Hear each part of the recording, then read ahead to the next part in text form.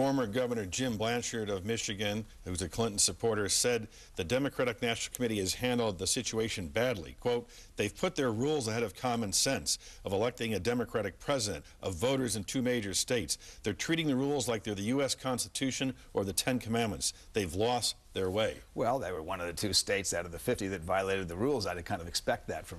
But Michigan and Florida are swing states. They're both very important states. That doesn't mean they're any more important than anybody else.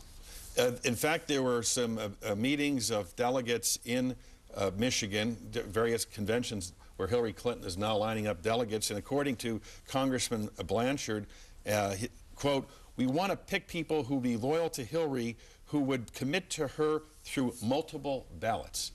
So Governor Blanchard of Michigan, former governor, is planning for, in effect, a multiple ballot convention. Sure. I mean, look, everybody has a right to plan anything they want. My plan as the chair of the DNC is to try to get this resolved before we get to the convention, because if you go into the convention divided, it's pretty likely you'll come out of the convention divided. Without Michigan and Florida counting as of now, people are saying Howard Dean should have handled this differently. He should have interceded and fixed this problem and not allowed us to come to a point where these 2 states feel dissed, and it could hurt us in November. Well, I mean, it wasn't my decision to make these changes. Florida and Michigan both voted for a set of rules. Then they tried to push ahead of everybody else, and that makes it more difficult for everybody. We want to resolve this. This is not the voters' fault in Florida and Michigan. But the fact of the matter is that you cannot change the rules towards the end of the game to advantage or disadvantage a particular candidate. But you decided not to seat the delegations, not count the primaries. That's correct, because they stepped on the minority groups and the small states in the South and the West that needed that time to have their primaries and have their early input. Look, this is like having a line full of people waiting for something. If 2 of them jump the line and go to the front, it's not long before you're going to have a riot. Don't forget, at the time these sanctions were passed by the Rules Committee, New Hampshire and Iowa were threatening to move into 2007. You've got to keep order, and that's part of my job, is to keep order. It's understandable that the folks you call out, because they think they're more important than everybody else, are going to be upset about that. We did keep order. We do have an orderly process. I'll defend the process. Will Michigan and Florida be seated? Yes. In some way, shape, or form? In some way. I'm determined to make that happen. I can't speak for what the Rules Committee will do. They're 30 very independent-minded people. I can't speak for what the Credentials Committee at the convention will do. I believe Michigan and Florida should be seated in some way, because it was their voters did not cause this problem. This was caused by a political problem, not the voters' problem. Seated, and their delegates will vote for the presidential nominee. That's what I hope will happen. The Democratic National Committee has been taking some television advertising out about John McCain, one ad on the economy. You are now also going forward with an ad on Iraq. Let's watch that ad and come back and talk about it. President Bush has talked about our staying in Iraq for 50 years. Maybe 100. That'd be fine with me.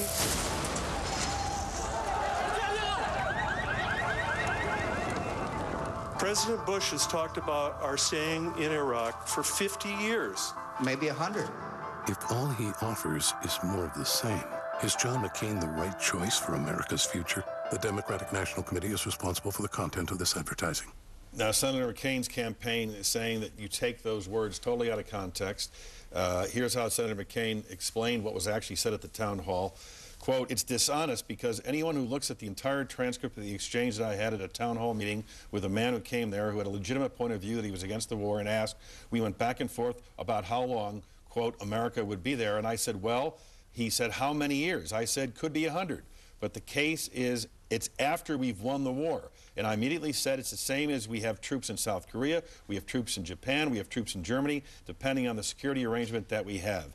No one could have interpreted that exchange as me saying that we're going to be in a war for 100 years. First of all, we're not arguing that he's going to be in a war for 100 years. We don't think we ought to be in Iraq for 100 years under any circumstances. Think of the hundreds of billions of dollars that are being spent in Iraq, which we need right here at home, right now, to preserve American jobs. That's the first thing. Secondly, if Senator McCain believes that you can occupy a country like Iraq for 100 years without having a long war and violence and our troops being hurt and killed, I think Senator McCain is wrong.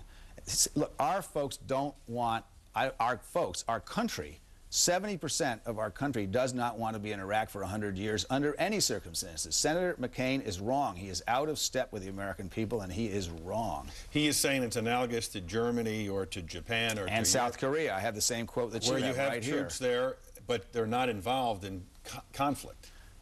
That is correct. Now, does anyone think who's watching this show that if you keep our troops in Iraq for 100 years, people won't be attacking them and won't be setting off suicide bombs and won't be having militias go after them? I don't think so, and most Americans don't think so. What Senator McCain is saying doesn't make any sense. We cannot be in Iraq for 100 years. Those dollars belong in America. We're in trouble in America. And frankly, the Bush-McCain economic program has put us in trouble in America. That money needs to be here in America. The Republican Party in Virginia has filed a complaint with the Federal Election Commission saying that your previous ad, and no doubt this one, they will insist is being coordinated with the Obama and Clinton campaigns. It's all anti-McCain, and that it violates the election rules. Yeah, that is a joke. There's no evidence for that whatsoever, and it's plain untrue. Neither one of the campaigns ever saw this ad or knew anything about it before we put it on.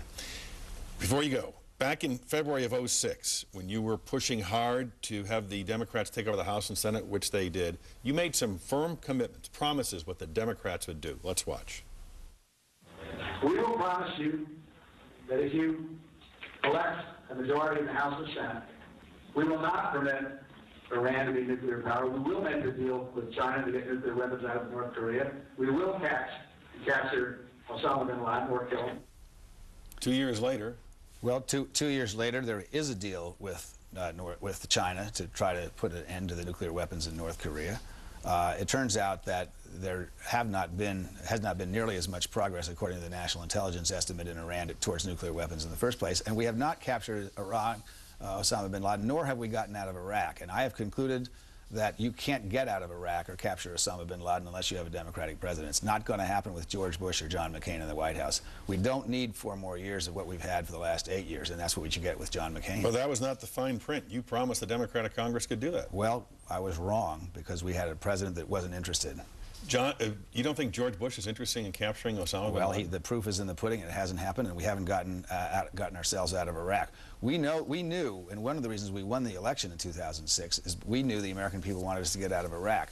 We tried every way we could. Senator McConnell and the Senate filibustered and made it impossible for us to get out, wouldn't allow the vote to come to the floor. The president vetoed several measures. Just as he then went on to veto things like children's health care. This is a party, a Republican Party, that's completely out of step with what the American people want, and we now are going back to get more senators and the presidency so that we can do the things that the American people want us to do. Get out of Iraq, spend our dollars here at home to help people who have been victimized by the mortgage crisis, and to have a health care system that works for everybody, particularly our children. How hard-hearted are these Republicans who veto and uphold the veto, as Senator McCain did, of children's health care? Shouldn't we at least have health care for all our children? We need change in this country. And yet Senator McCain is tied or beating both Clinton and Obama in most of the national polls. That's because Senator McCain's not being challenged by anybody yet, and we intend to do that, and this ad's part of it. Dr. Howard Dean, Chairman of the Democratic National Committee, we thank you for joining us.